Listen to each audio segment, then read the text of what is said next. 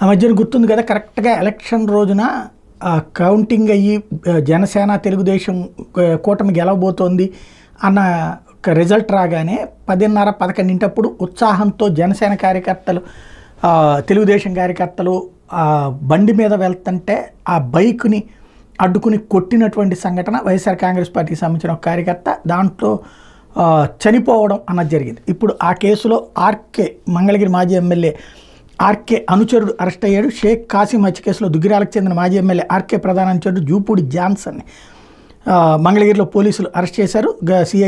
గ్రామీణ సిఐ శ్రీనివాసరావు కాసింని తుమ్మపూడి దగ్గర వైకాపా కార్యకర్తలు సార్వత్రిక ఫలితాలు వెలువడిన రోజు జూన్ 4న కర్రలతో క్రికెట్ బ్యాట్లతో కొట్టడంతో ఆసుపత్రిలో చికిత్స పొందుతూ మృతి చెందడం. ఆ కేసులో జాన్సన్ 7వ నిందితుడిగా ఉన్నాడు.